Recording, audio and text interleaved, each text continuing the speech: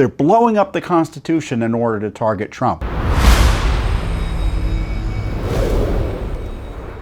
I talked to you last week about how Senator Grassley, the senior Republican senator from Iowa, had uncovered two whistleblowers, or at least a number of whistleblowers at the FBI, who exposed that the FBI again was protecting Hunter Biden, again was protecting Joe Biden by trying to minimize, hide, and thwart investigations into Biden's essentially racketeering operation, or the Biden's racketeering operation, as disclosed in large measure through the laptop. And all of this was going on, again, just a month or two before 2020, coinciding with other efforts in Congress by people like Adam Schiff and in big tech to suppress information about the laptop that was first disclosed in the New York Post.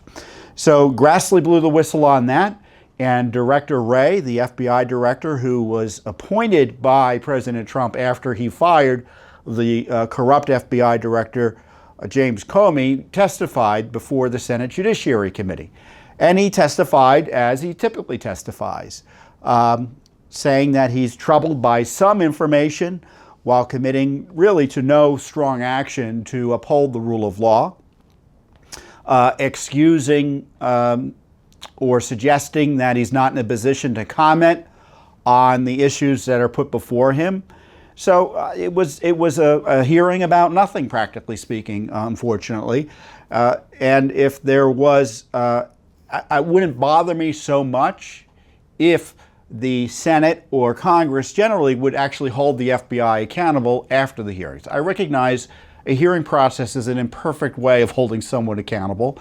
Director Wray isn't a dumb bunny. He knows how to handle himself under adverse questioning. Most lawyers do. Frankly, most adults do. It's just instinctive. And so it's not surprising that he essentially skates through most of these hearings. The frustration is that despite all the evidence of corruption, nothing changes. The Senate continues to fund the FBI fully, continues to fund the Justice Department fully, and continues to, and certainly the House does as well. And if I were running the Senate, or if I were running the House, or if I were president, and I saw this corruption, which is part of the corruption that was targeting Trump, protecting Clinton as well. So when you're talking about the FBI and the DOJ protecting Biden, you have to remember they were also protecting Hillary, and they're targeting Trump improperly. So it's massive corruption, and it shows that the FBI and the Justice Department can't be trusted with politically sensitive investigations because they're partisan and ideological.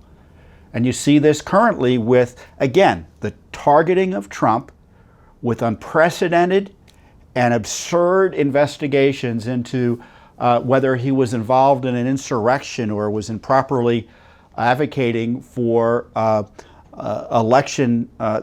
resolution of election disputes. It's incredible. Nothing like that has ever happened. They're blowing up the Constitution in order to target Trump. And then you've got the obsessiveness with the hundreds of prosecutions over the January 6th disturbance, while, for instance, the left, in absolute violation of the law,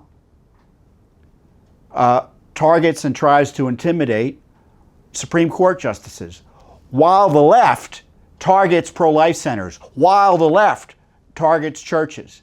And the FBI and the Justice Department are AWOL on all those issues.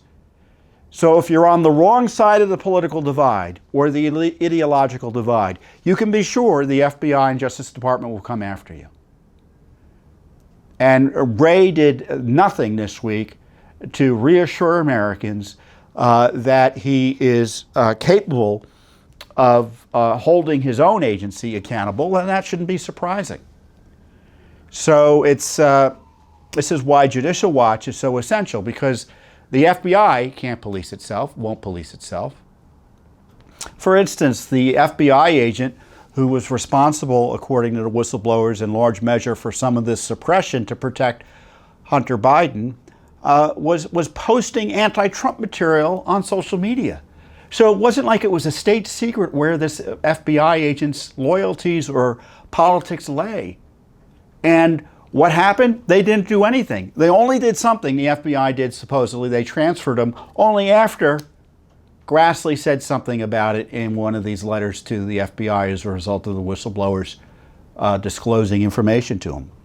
So we still have this rule of law crisis, and frankly, it's going to be up to citizens and groups like Judicial Watch to demand action and accountability for this corruption.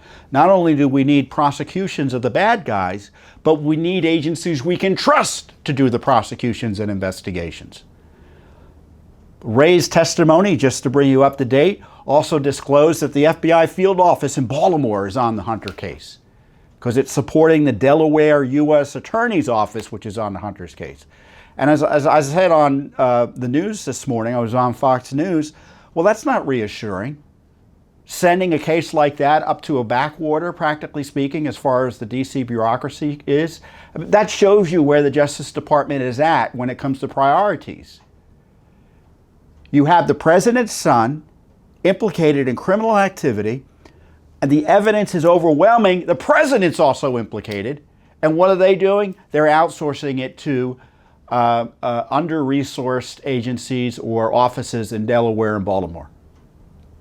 The Washington field office of the FBI, we need a special counsel. I know that's not the end-all be-all, but that's what the rules require. It's what happened for Trump. They appointed Mueller. And here you've got in-your-face evidence of criminal activity by Joe Biden, no special counsel. So we're still in a crisis, but Judicial Watch just continues plowing along. As I said, we filed a lawsuit to get access to where Hunter's been by gaining access to Secret Service records. We filed a lawsuit against the State Department to find out records about what the State Department knew about Hunter's activities abroad, and who knows, maybe here. We already had information showing that the State Department knew Hunter was up to no good and that it was causing security issues, national security issues in terms of our relationship with Russia. Judicial Watch uncovered that. Disclosed not by FBI or the Justice Department or the corrupted media or the hapless Congress, but by Judicial Watch. So more is coming. Thanks for watching. Don't forget to hit that subscribe button and like our video down below.